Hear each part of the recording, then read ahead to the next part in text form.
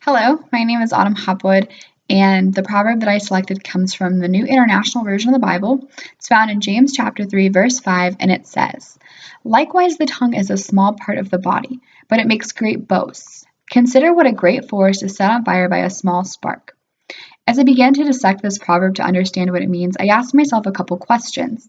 What do words mean to me, and do I believe they can change the world? We often believe our words hold no weight or meaning, when in fact our tongue is the most powerful weapon we possess.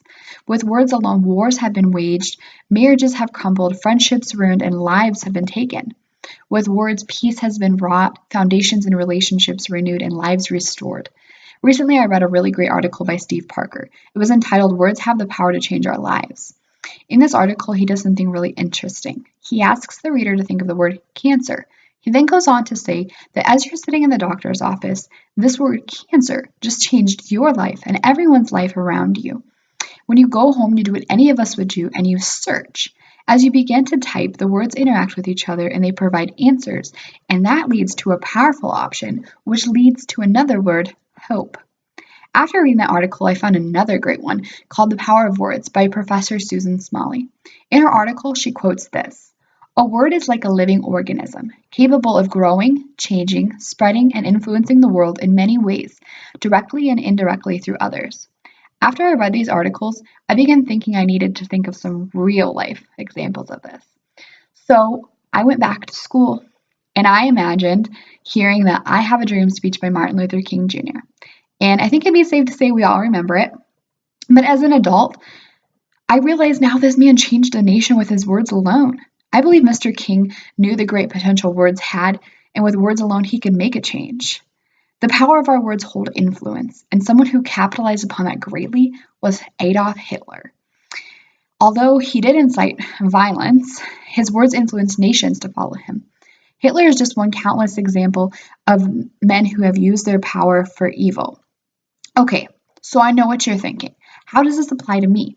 I want you to picture yourself back in school. Well, maybe you're still in high school.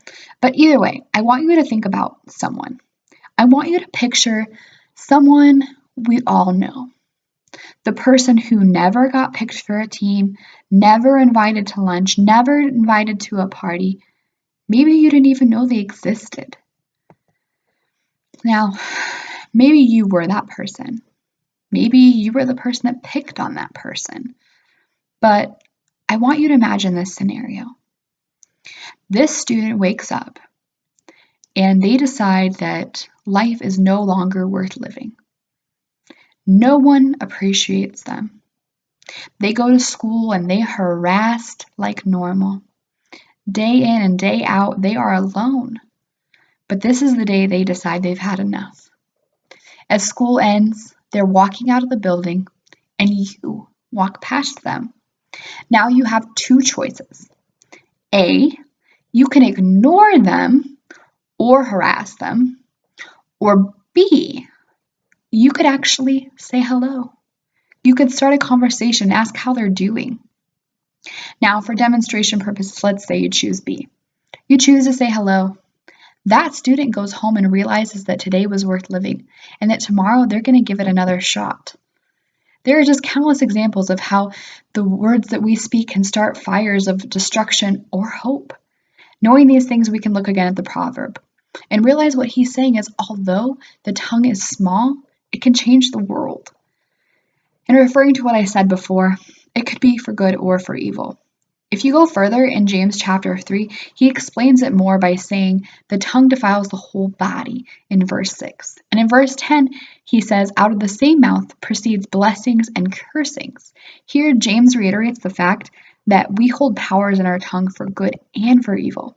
As for me, I believe it comes down to this. Each and every day, I choose to share words with people. I can choose to incite fear or love. I can choose to heal or to hurt. I hope that helping you understand this makes you also realize that we have authority in our tongues. Today, right now, you have the power to change the world. With great power comes great responsibility. Which will you choose today?